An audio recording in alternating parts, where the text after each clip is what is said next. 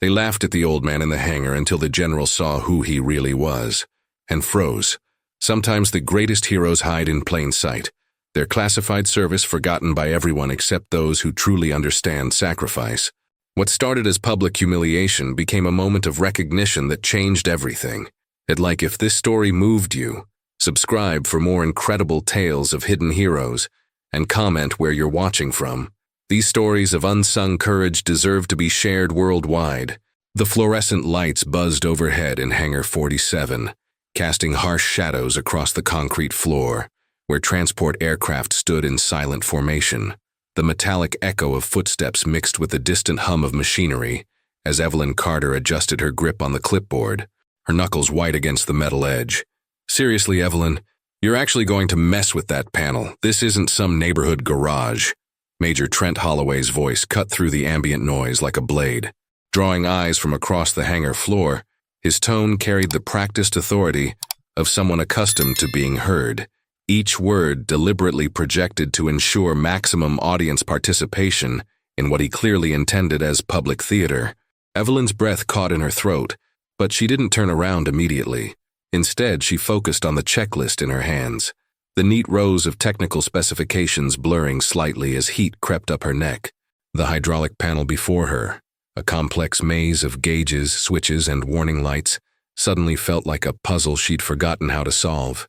Careful not to mistake the fuel tank for the glove compartment, Captain Reed Lawson added in a stage whisper that carried perfectly across the hangar's acoustics. His comment triggered a ripple of barely suppressed laughter from the maintenance crew nearby. The sound hit Evelyn like a physical blow. Her jaw tightened involuntarily, and she found herself pressing her lips together to keep from responding. The tremor in her hands was slight, barely noticeable unless someone was watching closely. But she felt it in every nerve ending. Around her, the ambient conversations had quieted, replaced by the electric tension of people waiting to see if she would break.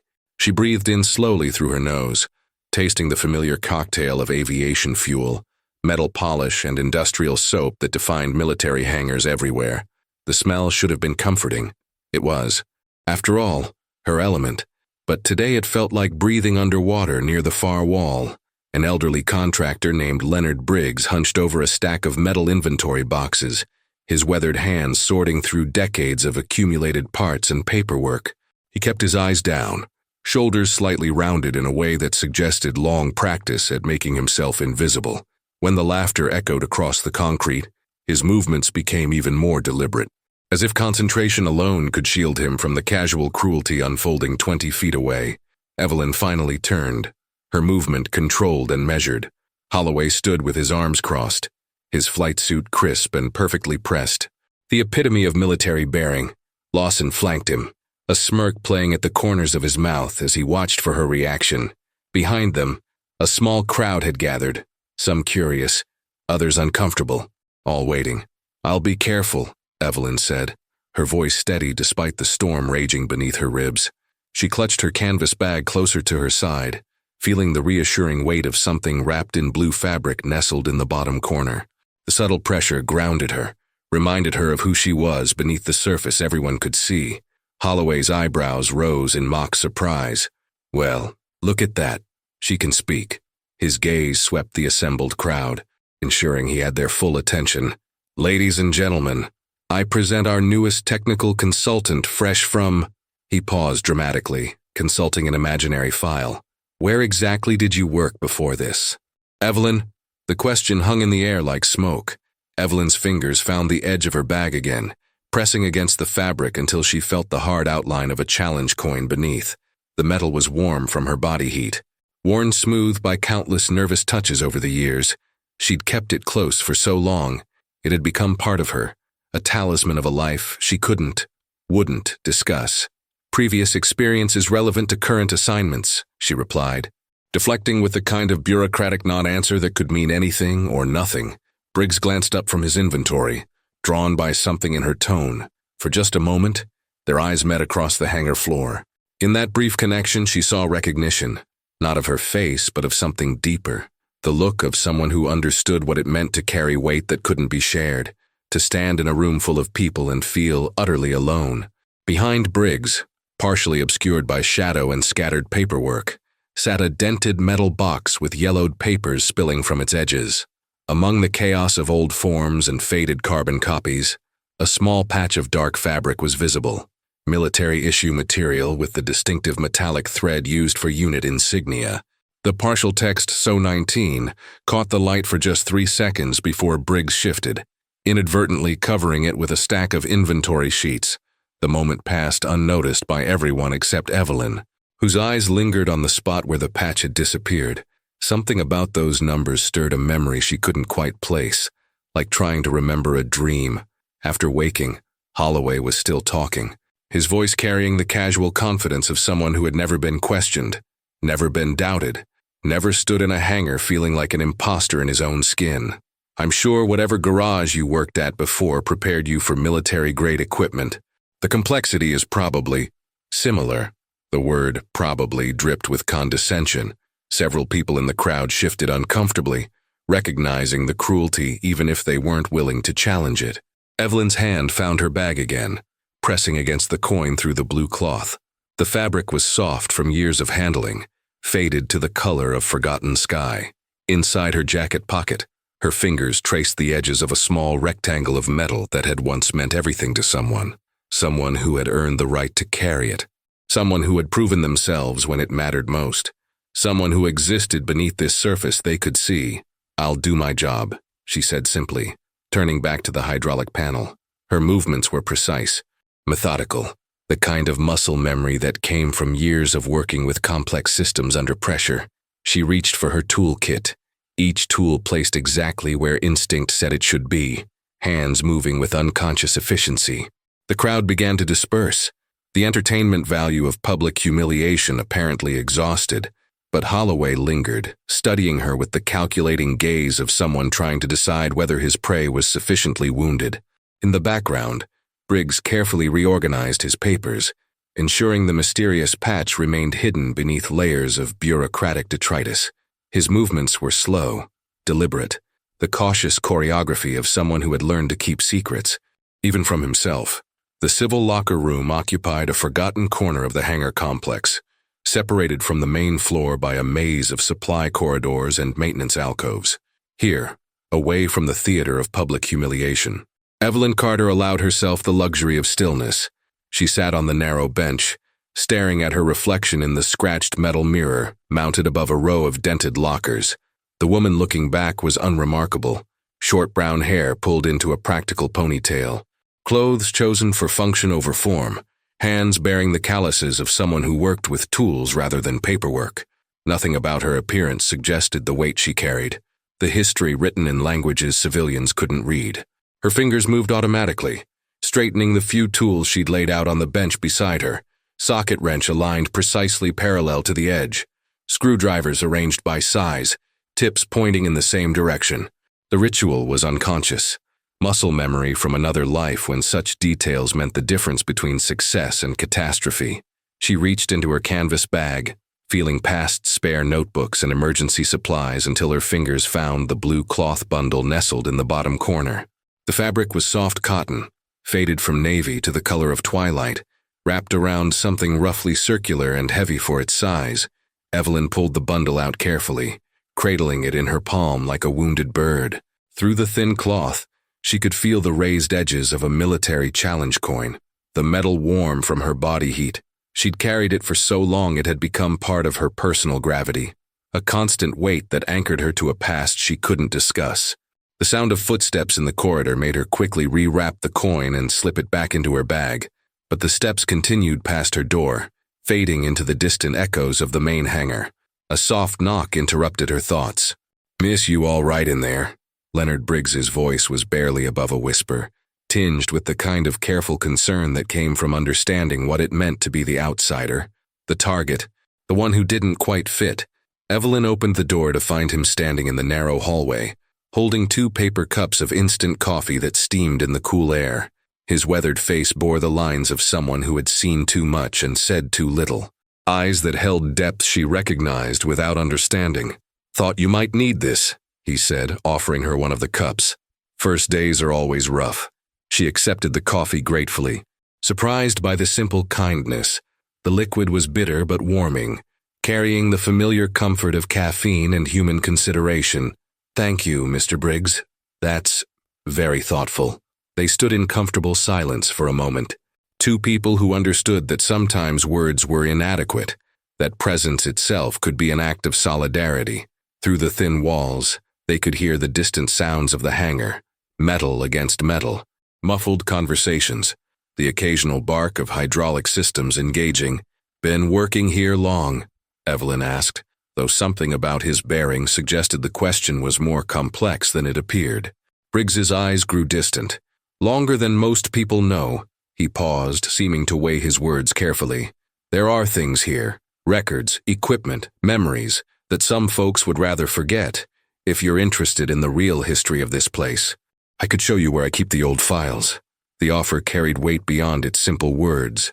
Evelyn studied his face, noting the way his hands trembled slightly as he held his coffee cup, the careful way he chose his phrases. This was a man who had learned to speak in code, to communicate important things through seemingly casual conversation. "I'd like that," she said, meaning it. Sometimes the old records tell you more than the new ones. Something shifted in his expression. Approval? Perhaps, or recognition. "Most people aren't interested in old paperwork, but you." He looked at her with new attention, as if seeing something that hadn't been visible before. "You have the eyes of someone who pays attention to details others miss." Behind him, barely visible through the doorway to his makeshift office, Evelyn could see the metal inventory box she'd glimpsed earlier. The lid was partially open, revealing layers of yellowed documentation and what appeared to be military memorabilia. A corner of dark fabric, the same patch she'd noticed before, was just visible among the papers. This time she could make out more detail. A partial date stamp reading, "Classification, SO-19, and below it, in faded stencil lettering, the words "Ghost Relay," followed by numbers she couldn't quite read from this distance. The sight triggered something in her memory, not a specific recollection, but the shadow of one. She'd seen those designations before, in a context that made her stomach tighten with remembrance and regret. "Mr. Briggs," she said carefully, "those records you mentioned, are they from recent projects? Or do they go back further?" His hand stilled on his coffee cup. For a long moment he studied her face with the intensity of someone trying to solve a puzzle written in a language he half remembered. "Some of them are very old," he said finally. "From programs that officially never existed. Files that people were supposed to destroy, but..." He shrugged. A gesture that carried years of careful preservation. "Sometimes keeping records is more important than following orders." Evelyn's fingers found her bag again, pressing against the wrapped challenge coin. The metal felt warm, alive, connected to something larger than her current circumstances. Whatever lay in those old files, whatever history Briggs had preserved, it was calling to something in her that she'd tried to bury. "When would be a good time to look?" she asked. "Now, if you want. Before the afternoon shift change brings more people around." The invitation hung between them, like a bridge across years of silence and secrets. Evelyn finished her coffee and followed Briggs deeper into the maze of forgotten corridors, feeling the weight of the coin against her hip with every step. Behind them, the sounds of the main hangar continued. Holloway's voice carrying across the concrete floor, systems engaging and disengaging, the routine symphony of military efficiency. But ahead lay something different, the promise of truth, preserved in dusty files by an old man who understood that some things were too important to forget. In the main hangar floor stretched like a concrete amphitheater, fluorescent lights casting everything in harsh relief as the afternoon shift change brought fresh audiences to the ongoing drama. Word had spread about the morning's entertainment, the new civilian contractor who'd been put in her place by Major Holloway, and people found excuses to linger near Evelyn's workstation. She knelt beside the hydraulic panel of a C-130 transport, her toolkit spread with military precision on a canvas mat. Every movement was deliberate, professional, but she could feel the weight of observation like heat against her back. The whispered conversations had that particular quality of people discussing someone they assumed couldn't hear. Seriously, though, what was personnel thinking? Captain Reed Lawson's voice carried just enough to ensure she caught every word. "I mean, look at her. Does that look like someone who belongs around military hardware? Major Holloway approached with the predatory swagger of someone who sensed weakness and intended to exploit it. His flight boots echoed against the concrete with each measured step, the sound designed to announce his presence and draw attention to what would follow. "Carter," he said, loud enough to ensure the growing crowd could hear. "I've been thinking about our conversation this morning." Evelyn's hand stilled on her torque wrench, but she didn't look up immediately. Instead, she finished the bolt she was tightening with the kind of focused concentration that suggested she was either deeply professional or deeply afraid. "I'm a reasonable man," Holloway continued, circling her work area like a prosecutor addressing a jury. "I understand how someone might embellish their qualifications to get a position like this. It happens more than you'd think." The crowd had grown to nearly a dozen people now. Maintenance techs, junior officers, civilian contractors, all drawn by the magnetic pull of public confrontation. Some faces showed discomfort, others curiosity, but none showed the inclination to intervene. Evelyn finally stood, wiping her hands on a shop rag with movements that were controlled, but not quite steady.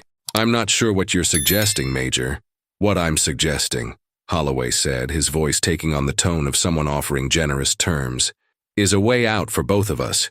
You admit you might have overstated your experience on your application. Honest mistake happens to the best of us. You submit a resignation citing personal reasons, and I make sure there's no formal investigation." The offer hung in the air like smoke. Around the circle of observers, Evelyn could see phones appearing. Not obviously, but with the casual inevitability of people sensing content worth capturing. The thought of her humiliation preserved for digital eternity made her stomach clench. "Admit you grabbed your husband's resume and I'll let this slide," Holloway added, his tone suggesting he thought he was being magnanimous. Evelyn's hand found her canvas bag, fingers pressing against the blue cloth bundle until she felt the solid weight of the challenge coin beneath the fabric. The metal was warm, familiar, a connection to a version of herself that these people couldn't see or understand. "I won't pretend to be something I'm not," she said, her voice carrying across the hangar floor with unexpected clarity. The response wasn't what Holloway had expected. His eyebrows rose slightly, and she could see him recalibrating his approach. Behind him, Captain Lawson shifted uncomfortably, perhaps beginning to sense that their entertainment was taking an unexpected direction. Near the inventory station, Leonard Briggs had stopped his cataloging to watch the confrontation. His weathered hands gripped a metal box tighter than necessary, knuckles white against brown cardboard. Something about Evelyn's response, the specific phrasing, the way she carried herself under pressure, had caught his attention in a way that made him forget to maintain his carefully cultivated invisibility.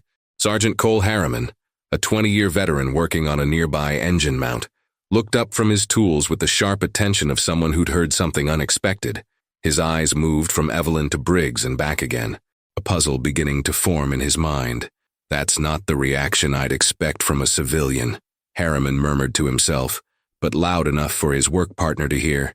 "There's something—" Evelyn stood straighter, her posture unconsciously shifting into something more formal, more military. The change was subtle but unmistakable to anyone who knew what to look for. Her shoulders squared, her chin lifted slightly, and when she spoke again, her voice carried an edge of authority that hadn't been there before. "I'm here to do a job, Major. I'll do that job to the best of my abilities, according to the specifications in my contract. If you have specific concerns about my performance, I suggest you document them through proper channels." The bureaucratic language was perfectly chosen, respectful but firm, acknowledging his authority while asserting her own rights. It was the kind of response someone learned through experience with military procedures, not civilian employment. Holloway's face darkened.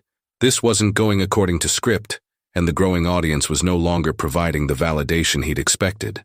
Instead of a broken civilian pleading for mercy, he was facing someone who seemed to understand the game better than he'd anticipated. "Proper channels," he repeated, his voice taking on a dangerous edge. "Lady, I am the proper channel. This is my hangar, these are my aircraft, and if I say you don't belong here, then you put it in writing," Evelyn interrupted, the words carrying the weight of someone who'd navigated institutional hierarchies before. "File a formal complaint with specific allegations, copy your commanding officer, follow the chain of command." The silence that followed was electric. Around the circle of observers, phones were definitely recording now, but the dynamic had shifted. Instead of documenting a helpless civilian's humiliation, they were capturing a confrontation between two people who clearly understood military culture from the inside. Briggs watched from his inventory station with growing recognition, his hands trembling slightly as pieces of a puzzle began falling into place. The metal box in his grip contained more than old paperwork. It held evidence of programs and people that were supposed to have been forgotten, classified so deeply that even their existence was deniable. And something about Evelyn Carter's bearing, her language, her refusal to back down, was triggering memories he'd tried to bury for decades. The metal box hit the concrete floor with a sound like thunder, its contents exploding across the hangar in a cascade of yellowed papers, faded photographs, and forgotten memorabilia. Leonard Briggs reached for it desperately, his weathered hands shaking as 25 years of carefully preserved secrets scattered across the oil-stained ground. Evelyn was beside him instantly, dropping to her knees without hesitation, while the crowd of onlookers remained frozen in place. Her movements were swift and efficient as she gathered papers, her eyes automatically cataloging and organizing even as she worked. This wasn't the careful, hesitant behavior of someone unsure of their place. This was muscle memory, the kind of instant response that came from years of handling classified materials under pressure. "It's okay," she murmured to Briggs, her voice carrying the calm authority of someone accustomed to crisis management. "We'll get it all." But as her hands moved across the scattered documents, one item stopped her cold. A patch of dark fabric lay among the papers, its metallic thread catching the harsh fluorescent light. The embroidery was faded but still legible. So 19, Ghost Relay, above a stylized electronic wave pattern that spoke to operations invisible to most of the world. Evelyn's fingers hovered over the patch as if it might burn her. The designation hit her like a physical blow, triggering memories she'd spent years trying to suppress. She'd seen this exact symbol before, not in a hangar, not in some casual military display, but in a secure facility where such things carried the weight of national security and personal sacrifice. "Ghost Relay," she whispered, the words escaping before she could stop them. "I've seen this before." Sergeant Cole Harriman, who'd been watching the confrontation with growing unease, suddenly moved closer. His eyes locked onto the patch in Evelyn's hands, recognition dawning across his face like sunrise. "No fucking way," he breathed, then caught himself. Sir, that's not possible." Ghost Relay was classified so deep it might as well have been mythology. Briggs tried to reach for the patch, his movements urgent and fearful. "Please, just give it back. It's nothing important, just old paperwork." But Evelyn held it gently, reverently, studying the details with the kind of attention that came from understanding exactly what she was looking at. The fabric was worn soft from handling, the metallic thread tarnished but intact. This wasn't a reproduction or a souvenir. This was the real thing, issued to someone who'd earned the right to wear it. "Mr. Briggs," she said quietly, "where did you get this?" The question hung in the air like incense, heavy with implications that made the old contractor's face go pale. Around them, the scattered papers told their own story. Requisition forms dated from the late 1990s, technical specifications for equipment that officially didn't exist, and personnel records with names and details that had been carefully redacted. Harriman knelt beside them, his own hands moving automatically to help gather the spilled contents. But his eyes never left the patch, and when he spoke, his voice carried the weight of someone accessing deeply buried memories. "I need to make a phone call," he said, pulling out a cell phone with hands that weren't quite steady. If this is real, if Mr. Briggs was actually involved with Ghost Relay, Jesus Christ." Across the hangar floor, Major Holloway and Captain Lawson stood frozen, their earlier confidence evaporating as they watched something far beyond their understanding unfold. The civilian they'd been tormenting was handling classified materials with the familiarity of someone who belonged in that world. The old contractor they'd dismissed as irrelevant was apparently connected to programs so secret that even acknowledging their existence required clearances most people never achieved. Evelyn found another document among the scattered papers, a personnel form with Briggs's name at the top and a date from December 1998 below his name, in faded typewriter font, were details that made her stomach tighten. Project Ghost Relay, Op 1, and a serial number that matched the pattern she remembered from her own classified work years ago. "You were operational personnel," she said. Not a question, but a statement of fact. "This isn't just paperwork you kept, you were there." Briggs's eyes filled with tears he'd been holding back for decades. "They told us to forget. After the project ended, after the debriefs, they said it was better for everyone if we just moved on, found civilian work, started over." Harriman was speaking rapidly into his phone, his voice low but urgent. "I need General Ellington down here immediately." "Yes, sir. I know he's in a meeting." "Tell him it's about Ghost Relay. He'll understand." The phrase General Ellington rippled through the gathered crowd like electricity. People began backing away, sensing that whatever was happening had moved far beyond their pay grade or security clearance. Evelyn carefully wrapped the patch in a clean shop rag, treating it with the reverence due to a military decoration. As she did, she felt the weight of her own hidden challenge coin pressing against her hip, its metal warm through the blue cloth that concealed it. Two symbols of service, separated by years and circumstances, but connected by the invisible threads that bound those who'd served in shadows. "Mr. Briggs," she said gently, "you kept these records for a reason. All these years you preserved this history when you could have destroyed it. Why?" The old man looked at her with eyes that held depths of experience she was only beginning to understand. "Because someone needs to remember. Someone needs to know what we did, what we sacrificed, even if we can never talk about it." Harriman ended his call and turned back to them, his expression grave. "General's on his way, ETA 10 minutes. He looked directly at Evelyn, studying her face with new attention. "Ma'am, I don't know who you are or how you recognize that symbol, but you just opened a door that's been closed for a quarter century." In the distance, they could hear the approaching rumble of an official vehicle, its engine note carrying the authority of high rank and immediate response. The hangar floor began to clear as word spread that the base commander was en route for an unscheduled inspection. But Evelyn remained kneeling beside the scattered memories of Leonard Briggs's hidden service. Whatever was about to happen would change everything. She could feel it in the electric tension of the moment. In the way the very air seemed to hold its breath, the challenge coin in her bag pulsed against her hip like a second heartbeat, reminding her that some secrets were too important to keep buried forever. The approaching footsteps echoed through the hangar with the distinctive cadence of military authority, each bootfall measured and deliberate. Conversations died mid-sentence as words spread through the facility like wildfire. The base commander was coming, and something significant was about to happen. Sergeant Harriman stood at attention as he spoke into his phone, his voice carrying the urgency of someone who understood the gravity of what they'd uncovered. "Sir, I need to confirm. Is General Ellington cleared for information regarding Historical Special Operations Program 19? "Yes, sir. Thank you, sir." Leonard Briggs sat heavily on a nearby equipment crate. The scattered contents of his carefully preserved archive spread around him like the ruins of a secret life.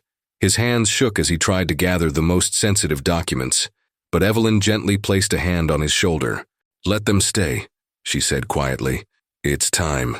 The patch bearing the Ghost Relay designation lay between them on the shop rag, its faded metallic threads catching the fluorescent light. To most people, it would look like an old piece of military memorabilia, no more significant than a vintage unit coin or squadron patch.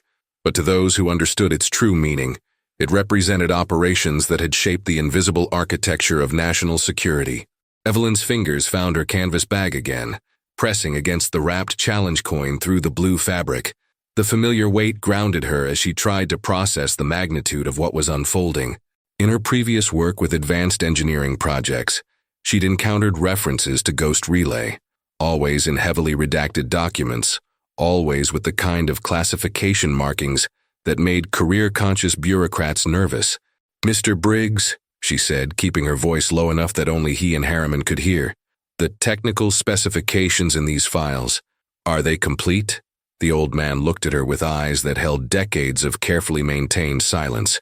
"Everything I could save, system diagrams, test results, operational parameters. I told myself it was for historical record. But really," he paused, struggling with emotions he'd kept buried for 25 years. "I couldn't let it disappear. Too many good people worked on that project to have it just vanish." Harriman finished his call and approached them with the careful respect due to people handling explosive materials. General Ellington is 3 minutes out. He's bringing someone from intelligence, a Colonel Martinez who apparently has historical oversight for legacy programs. The news sent a ripple of tension through Evelyn's shoulders. Intelligence oversight meant that whatever happened next would be carefully documented, analyzed, and potentially classified all over again. The thought of returning to that world of compartmentalized information and need-to-know restrictions made her stomach clench. "Evelyn," Briggs said, using her first name for the first time. "You recognize that symbol because you've worked with similar programs, haven't you?" It wasn't really a question. His tone carried the weight of someone who'd spent enough time around classified operations to recognize the signs, the careful way she handled the documents, the professional vocabulary she'd used during her confrontation with Holloway, the unconscious military bearing that emerged under pressure. "Different programs," she said carefully, "but similar classification levels. Similar requirements for discretion." Across the hangar, Major Holloway and Captain Lawson stood in uncomfortable consultation, clearly understanding that the dynamic had shifted far beyond their control. The civilian contractor they'd been humiliating was apparently connected to programs at their security level or higher, and the old man they dismissed as irrelevant was emerging as someone with legitimate claim to historical significance. The sound of vehicles approaching grew louder. Multiple engines, official transport, the kind of convoy that accompanied base commanders when they moved with purpose through the hangar's open bay doors. They could see the approaching headlights cutting through the afternoon shadows. Harriman checked his watch. 60 seconds. Evelyn carefully rewrapped the ghost relay patch, but instead of returning it to Briggs, she held it ready for presentation. Whatever was about to happen, she understood that proper protocol would be crucial. Military ceremonies, even impromptu ones, followed specific formats that honored both the service being recognized and the authority providing that recognition. "Mr. Briggs," she said, "when the general asks about your service, tell him the truth, all of it. You've carried this burden alone for 25 years. You don't have to anymore." The old man looked at her with something approaching wonder. "You understand, don't you? What it's like to have a past you can't discuss, achievements you can't claim, friends you can't honor." Evelyn's hand found her bag one more time, pressing against the hidden challenge coin until she felt its edges through the soft blue fabric. "Yes," she said simply, "I understand." The convoy pulled up outside with the precision of a military operation, doors opening in sequence as uniformed figures emerged.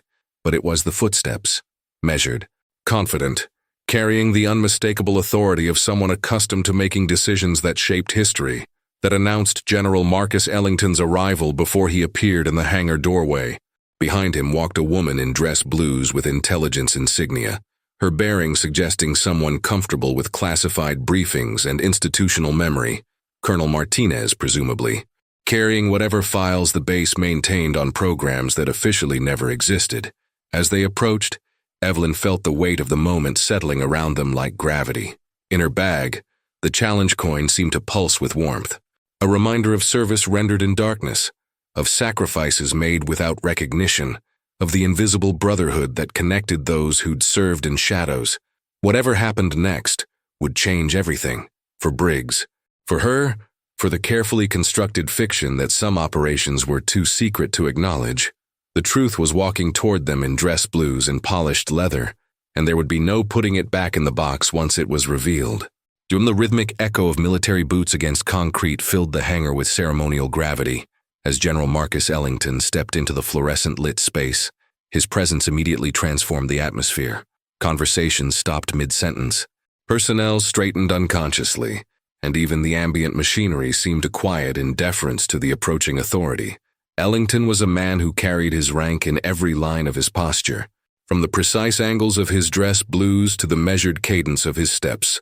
Behind him, Colonel Martinez moved with the alert efficiency of someone accustomed to handling classified briefings, her eyes already cataloging the scene with professional assessment. The general's gaze swept across the assembled crowd, maintenance techs frozen at their workstations, officers standing at informal attention, civilian contractors uncertain whether to remain or withdraw.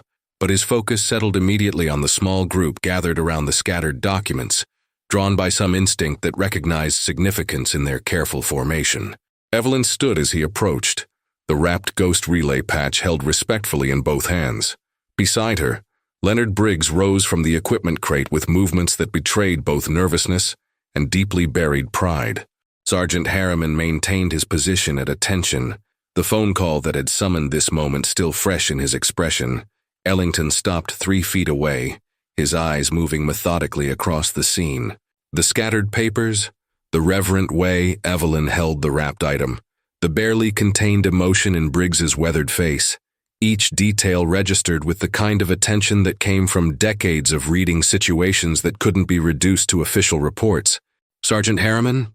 Ellington said, his voice carrying the measured authority of someone accustomed to being heard without raising his voice.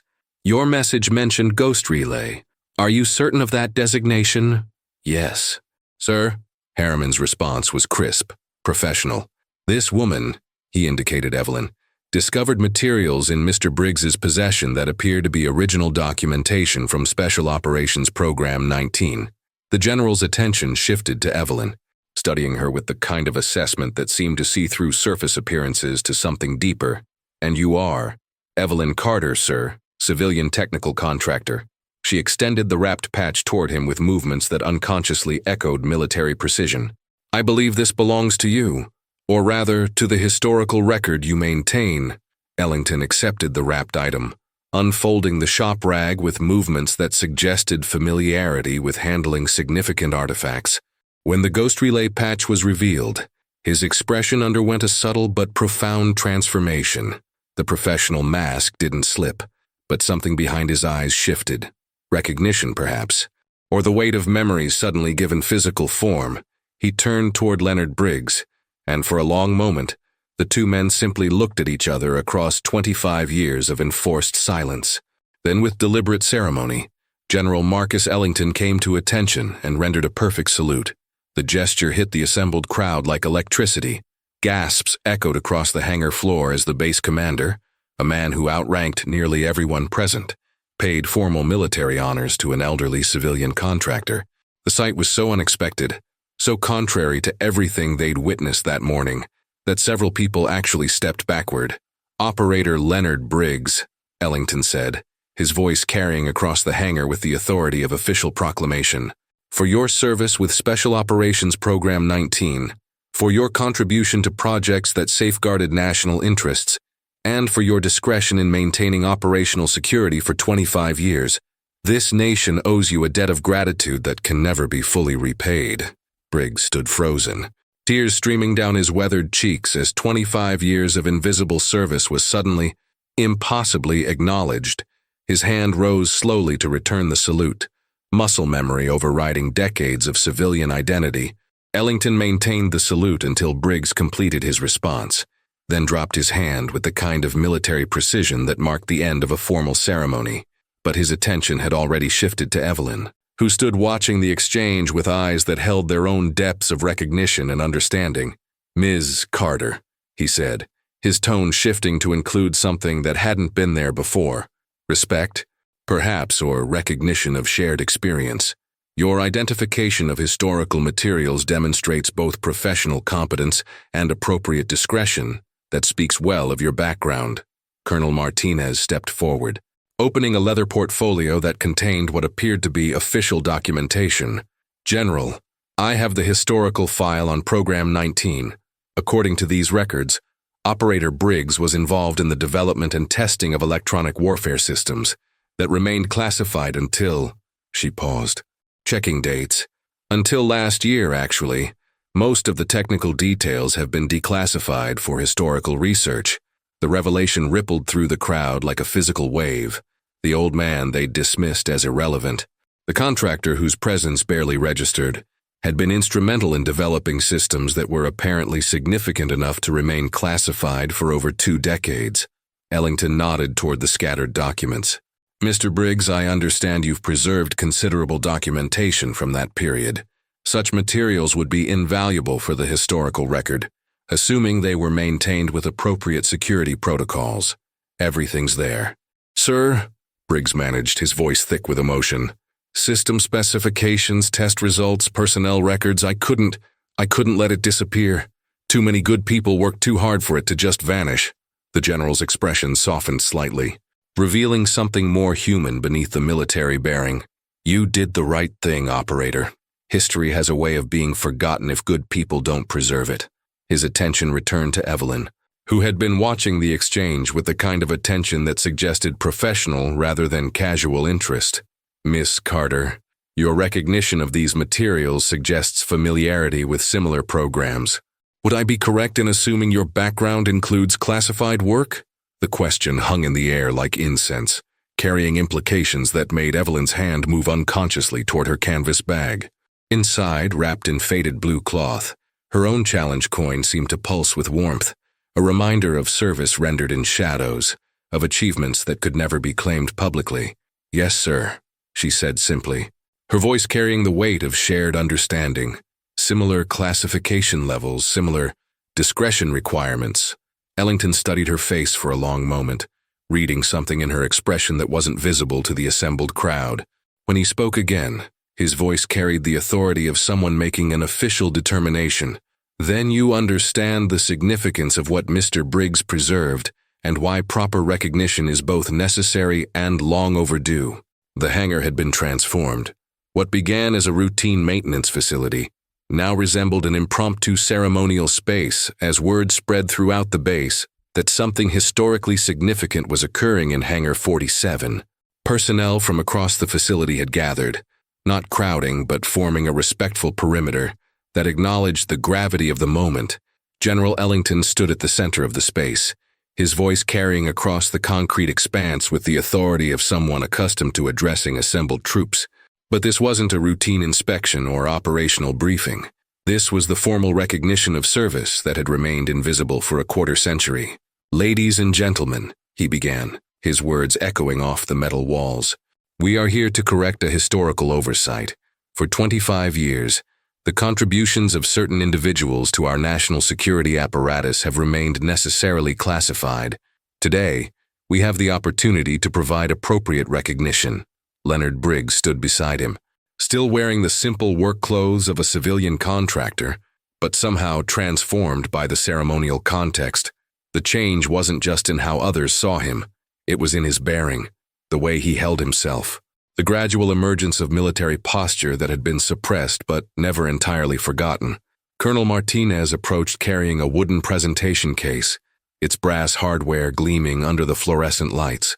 Mr. Briggs, on behalf of the United States Air Force and in recognition of your service with Special Operations Program 19 Ghost Relay, I present you with the Certificate of Historical Recognition for Classified Service. She opened the case to reveal a formal document bordered in gold, accompanied by a medal that caught the light with subtle elegance. The citation, though necessarily abbreviated for public presentation, formally acknowledged his contribution to electronic warfare systems development critical to national defense capabilities. But it was the second item that drew the most attention, a challenge coin, its metal surface bearing the official seal of the Air Force Special Operations Command. Alongside the Ghost Relay designation, Ellington lifted it from the case with movements that treated it as the significant artifact it was. This coin, he said, his voice carrying across the assembled crowd, represents membership in a brotherhood that operates in shadows. It honors those who serve without recognition, who achieve without acclaim, who sacrifice without public acknowledgement. Across the hangar, Major Holloway and Captain Lawson stood in uncomfortable attention. Their earlier confidence completely evaporated. The man they'd dismissed, the woman they'd attempted to humiliate, were being honored by the base commander himself, for service they hadn't even suspected. Ellington turned his attention to Evelyn, who had remained respectfully to one side during the formal presentation. Ms. Carter, your professional recognition of historical materials and your appropriate handling of sensitive documentation demonstrate both competence and integrity. Such qualities are increasingly valuable in our current operational environment. He paused, seeming to weigh his next words carefully. I understand you're currently assigned to routine maintenance support. Would you be interested in a position that better utilizes your background and capabilities? The offer hung in the air like a bridge between her current circumstances and possibilities she hadn't dared consider. Around the hangar, She could feel the shift in how people were looking at her. No longer the out-of-place civilian, but someone whose background clearly included elements they hadn't recognized. "Sir," she said, her voice steady despite the emotion building in her chest, "I would be honored to contribute wherever my experience might be most valuable." Ellington nodded with satisfaction. "Excellent.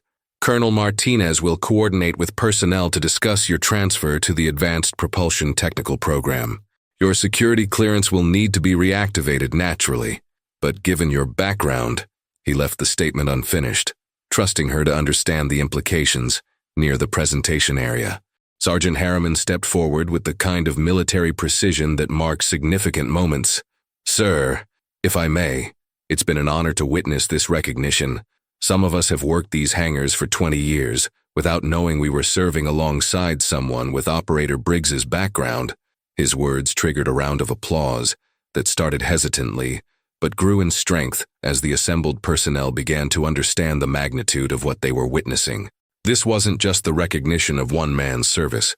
It was the acknowledgement that heroism and sacrifice often went unrecognized, that significant contributions could be hidden in plain sight. Briggs accepted the handshakes and congratulations with the quiet dignity of someone who had never expected such recognition, but was grateful beyond words to receive it. When he reached Evelyn, he gripped her hands with trembling fingers. "Thank you," he said simply, "for seeing what everyone else missed, for caring enough to pay attention." Evelyn felt the weight of her own hidden challenge coin pressing against her hip, warm through the blue cloth that concealed it. "We see each other," she said quietly. "That's what we do." The formal ceremony began to wind down, but the transformation it had wrought was permanent. Leonard Briggs was no longer just a civilian contractor. He was a recognized veteran of classified operations. His service finally acknowledged, Evelyn Carter was no longer an out-of-place civilian. She was a professional with demonstrated competence and appropriate clearances, and in the scattered corners of the hangar, personnel who had witnessed something remarkable began to understand that heroism didn't always announce itself, that the most significant service often occurred in shadows, and that sometimes the most important recognition came not from public acclaim, but from the simple acknowledgement that someone had seen, someone had remembered, someone had cared enough to preserve the truth. As the crowd began to disperse, Ellington approached Evelyn one final time. "Mrs. Carter, your new position will involve working with technologies that push the boundaries of current capabilities. I suspect you'll find the work familiar." The words carried implications that made her stomach tighten with anticipation and something approaching excitement. Whatever lay ahead would be challenging, significant, and probably classified beyond anything she'd previously encountered. But as she watched Leonard Briggs carefully place his challenge coin in a place of honor in his shirt pocket, she understood that some challenges were worth accepting, some secrets were worth keeping, and some recognition, however delayed, was worth waiting for. Evening light filtered through the high windows of the base mess hall, painting everything in warm amber tones that softened the institutional edges of military architecture.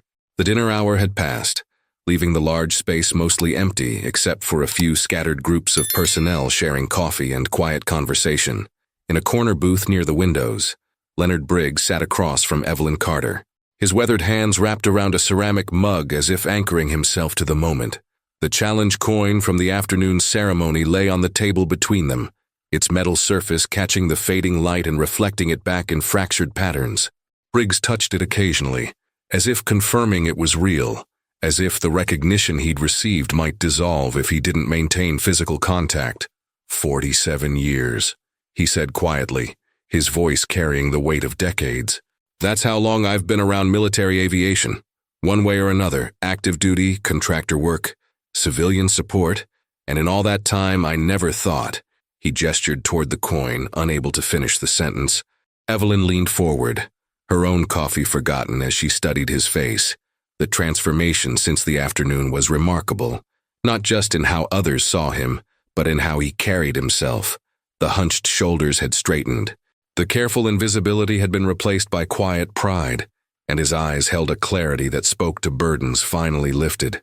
"You kept those records for 25 years, she said. Through how many moves? How many security clearance renewals? How many opportunities to just throw them away and forget? That takes a special kind of courage."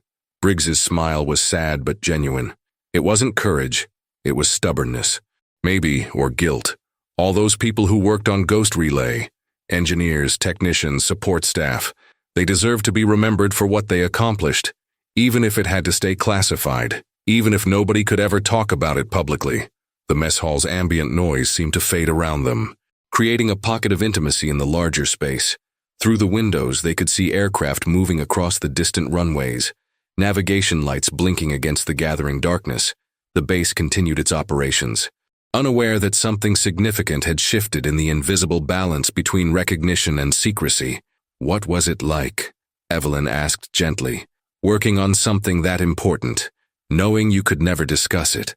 Briggs considered the question for a long moment, his fingers tracing the edge of the challenge coin. Lonely, he said finally.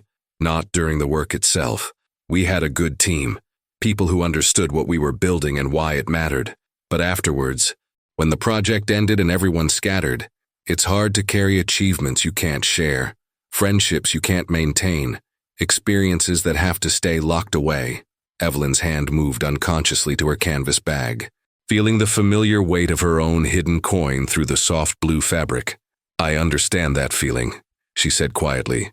Something in her tone made Briggs look at her more closely, studying her face with the kind of attention he'd learned to apply to technical specifications and classified documentation. You do, don't you? This isn't academic curiosity. You've been there yourself. It wasn't a question, and Evelyn found herself nodding before she'd consciously decided to respond. Different programs, different time frame, but the same. Why? Isolation.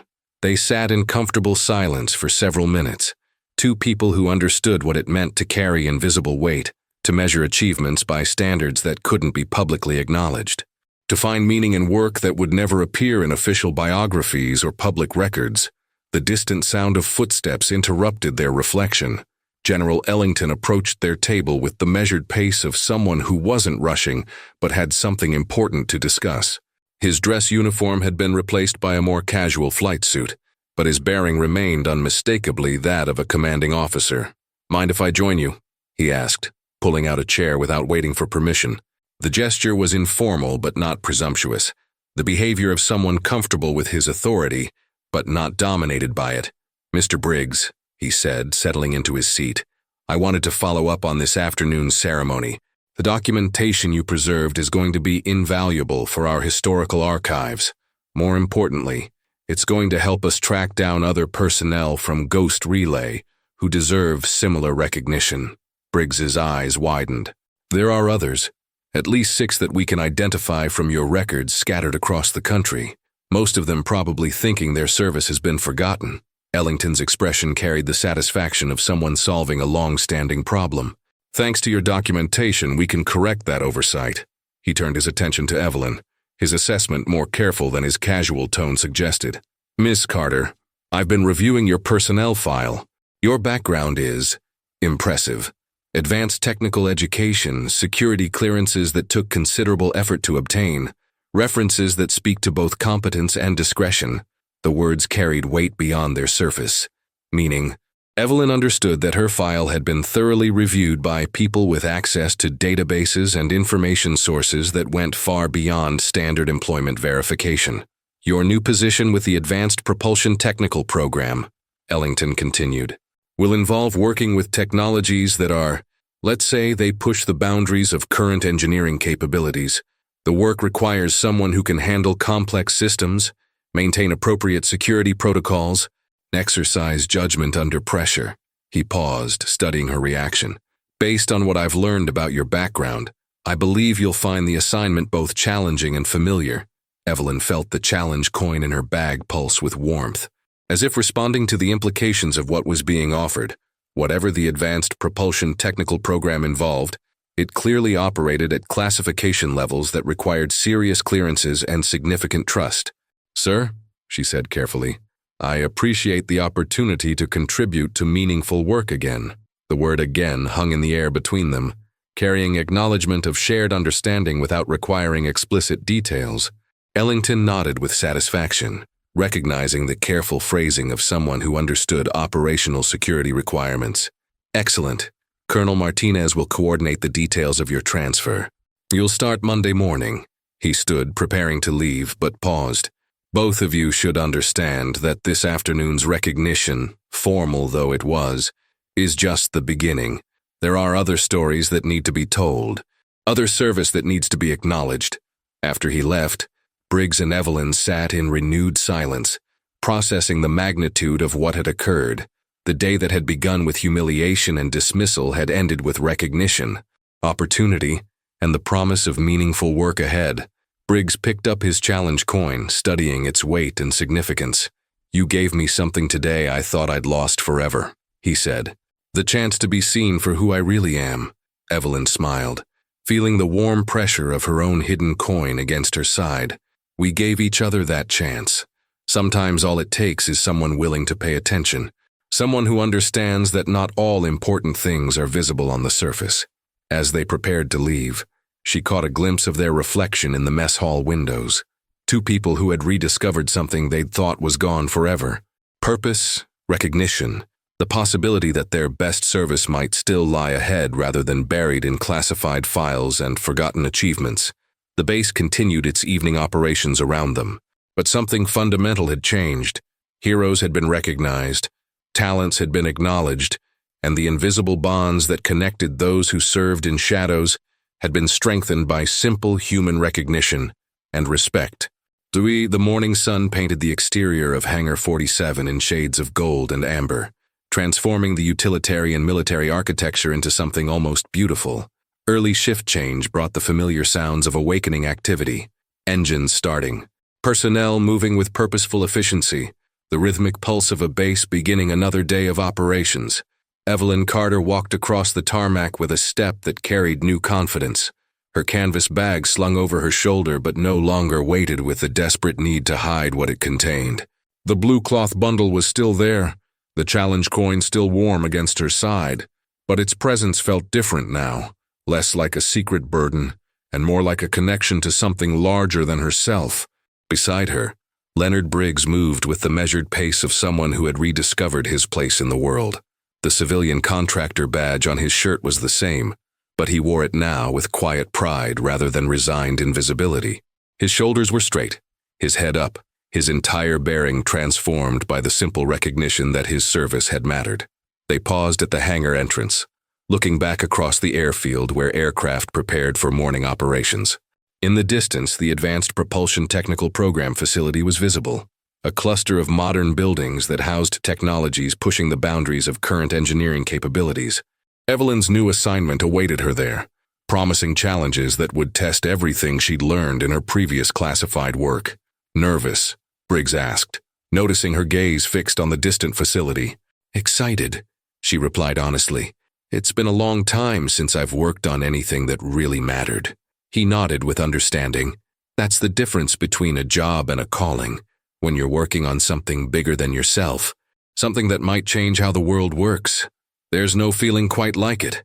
They continued into the hangar, where the morning shift was already engaged in routine maintenance operations.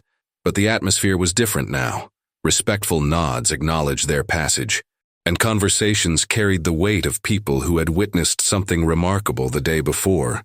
Near the inventory station where everything had begun, a small memorial display had been erected overnight.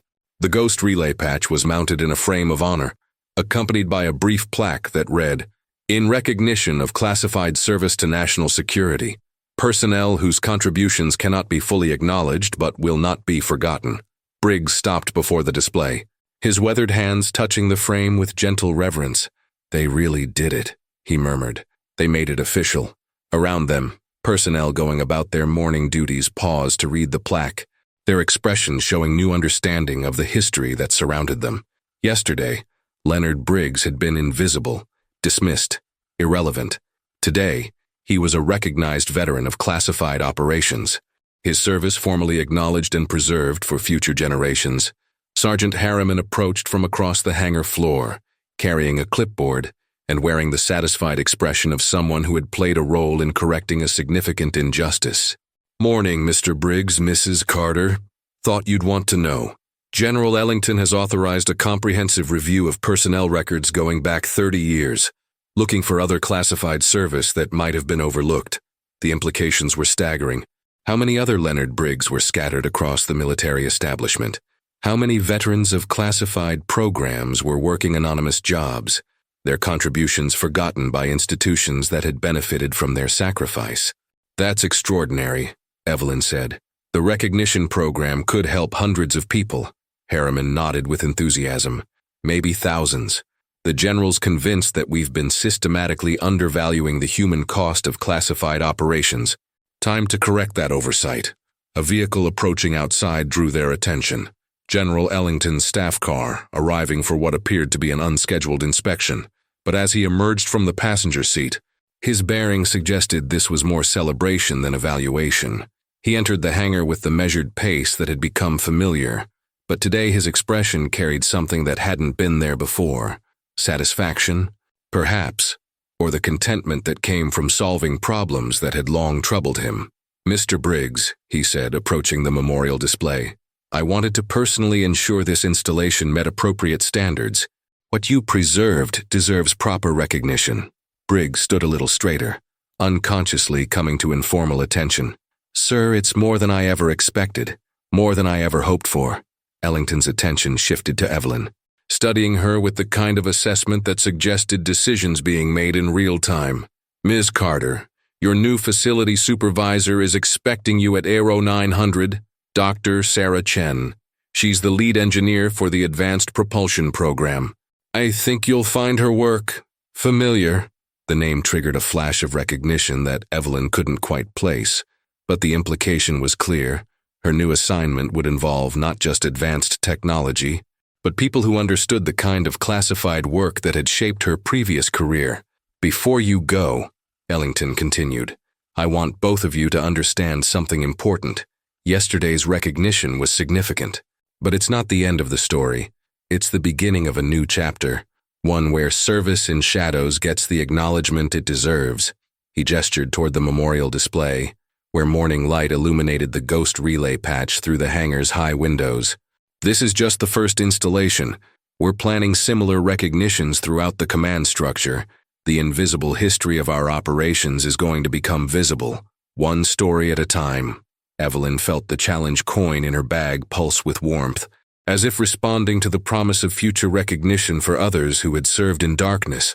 The morning sun streaming through the windows caught the memorial display perfectly, transforming it from simple remembrance into something approaching a shrine to unsung heroism. "Sometimes," she said quietly, "the most important things are the ones that almost get forgotten. The small gestures, the preserved records, the willingness to see people for who they really are." Briggs smiled, touching the challenge coin now displayed proudly in his shirt pocket. "You saw when everyone else looked away. You cared when caring wasn't convenient. That's what made all the difference." As they prepared to part ways, he to continue his work with new pride, she to begin challenges that would test everything she'd learned. They shared a moment of quiet understanding. Recognition had been given and received. Talents had been acknowledged. And the invisible bonds connecting those who served in shadows had been strengthened by simple human decency and respect. The hangar continued its morning operations around them, but something fundamental had changed. Heroes had been acknowledged. History had been preserved, and the possibility that everyone's best service might still lie ahead rather than buried in classified files had been restored. The sun climbed higher, painting everything in clear light that revealed details previously hidden in shadow, and in that clarity, the future stretched ahead with promise, challenging, meaningful, and illuminated by the understanding that some things were too important to remain invisible forever. What happens when we overlook the quiet heroes among us? Sometimes the most extraordinary stories hide behind ordinary appearances, waiting for someone with the wisdom to truly see. Would you like another story?